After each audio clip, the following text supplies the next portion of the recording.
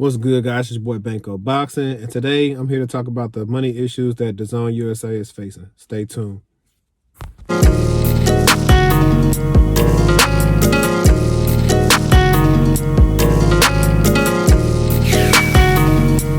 Guys, it's your boy Banco Boxing, and your boy is back. Hey, if it's your first time on the channel, make sure you hit that subscribe button, hit that bell icon for the kid. Make sure you check out BancoBoxing.com to be checking out all my little blogs, articles, pretty much anything, man. I'm getting in my bag with writing and stuff like that. Show y'all my versatility. But anyways, guys, I saw it in the Goodfella Sports and Streams. I forgot he's a sub of mine. I cannot pronounce his name. Starts with a C, but shout out to you. He posted this, I think it's awful something. I'm gonna have the description. I'm gonna have the link in the description. But anyways, I was talking about how DAZN USA is having money issues. And if you guys aren't too familiar with DAZN was a basically a service basically for sports. They brought it to the USA, primarily built on boxing. So a streaming service for boxing, and subscribers pay X amount of money a month. When it first came out, you could get DAZN for a year for $100 or $10 a month. And then right after that, they went up on the price for $20 a month.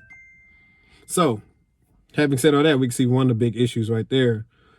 People aren't going to pay $20 a month to watch just boxing. And I mean, they started getting some other sports on there too. I think like Bellator and maybe some MLB stuff, but it's still not the same.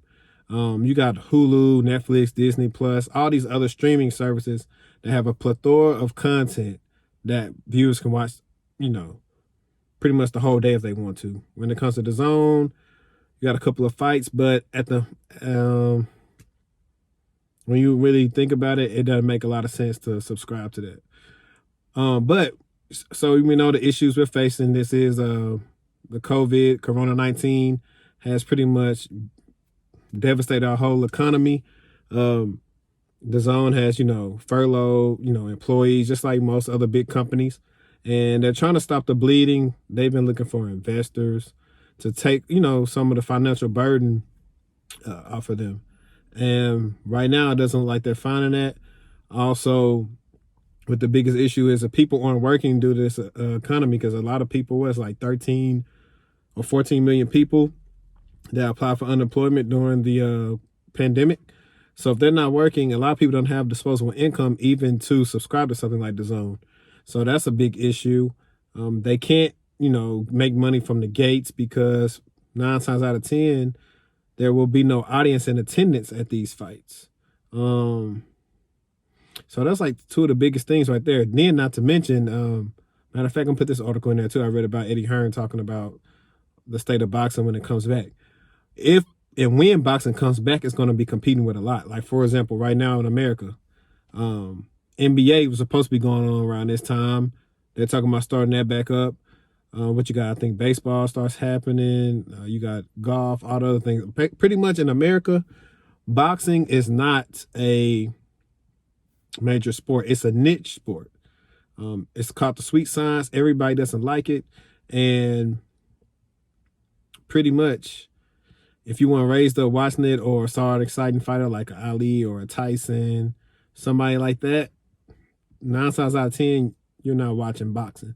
And then you add the insult to injury that boxing doesn't come on regular TV anymore. Well, I take that back. It just started coming back on regularly on Fox. Then you got ESPN at times, or you got ESPN Plus. But for the most part, the fighters aren't easily accessible. And that's another issue with DAZN. When fighters fight on DAZN, if you don't know about the app, there's still a lot of people that don't even know about the app. When I review this video right here, I'm going to see if I could drop how many subscribers that DAZN possibly reported. But they don't have that many subscribers. And so you do the math. They've been offering out like huge deals to fighters. You got people like Gennady Golovkin getting like 15 mil a fight. I think Canelo's getting like, what, 30 something a fight? I forgot. Cause I think his contract's like 300 million or something like that. Andrade Jacobs getting upwards of 4 million. Tevin Farmer's been getting the bag. Jesse Vargas. Mikey Garcia got, what, like $8 million to fight Jesse Vargas. So you can see some of their money woes is like that. They overpay for a lot of fights, try to entice fighters to their platform, but that didn't work. When they came, I said it on CJ's Live because he was talking about this. I said, I think it could have been a good idea, but they didn't do their homework and they didn't get the fighters they needed. They needed fighters that basically, you know, in touch with the culture. Pretty much the brash fighters. Like, yeah, you could, you know, you got the Lomas and stuff like that, but they're going to be pushed regardless. They're on top rank. You're going to be hard pressed to steal fighters from Al Heyman. But, you know, if they would have been able to get like, it's going to be hard to get a Tank, but let's say you got a Broner, you were able to steal away like maybe Errol Spence, maybe a Keith Thurman, and some other fighters, you possibly had a chance because those are some of PBC's best fighters that they have.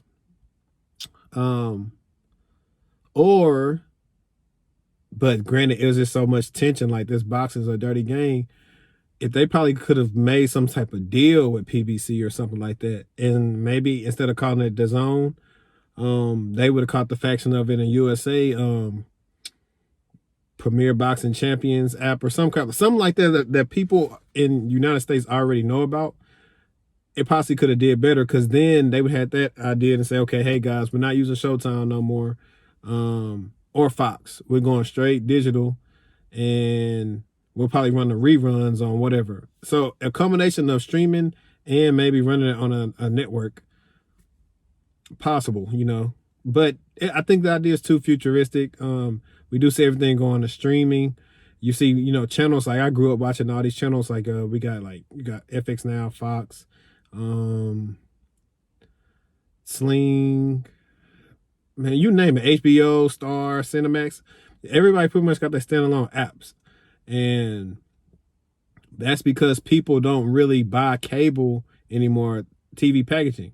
They want to watch only what they pay for. And that was one of the biggest gripes of when you had cable back in the day. Is like, no, I'm paying all this money and I don't even watch half of these channels. I only watch ESPN and I only watch TNT for basketball, Fox for sports, CBS for sports. So DAZN pretty much is in a fight or flight mode, as my dad would say, fights or flight. They're in a fight or flight mode. They could possibly rebound, because what a lot of the successful channels do, they're not just strictly digital. They come on network television too. DAZN may have to pay for a channel, maybe a channel that's added to regular cable or something like that, and have that along with the DAZN app.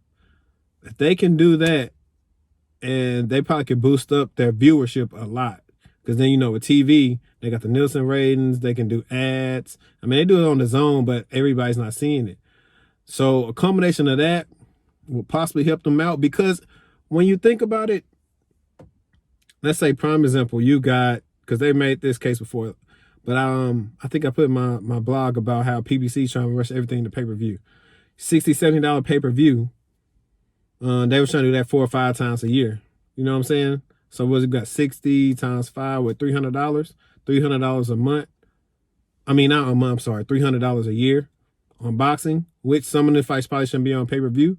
Whereas, let's say DAZN said, hey guys, you pay us $100 for the whole year. No. $10 a month, or they do like Xbox Live, or you pay half of that. So you pay $50 a year and get all this boxing 24/7. If they did something like that, their membership would go like this. Seriously. So anybody from DAZN, if y'all do decide to do that, I want my credit. Y'all can pay me whatever. Y'all know how to get at me. But that's something they should look into, man. Y'all tell me what y'all think gonna happen to DAZN, man. But if you made it this far, appreciate you. Share this on your social media. Check me out on BankoBoxing.com. Get at me on Twitter. You already know what it is. Boy, Banko Boxing. I'm out.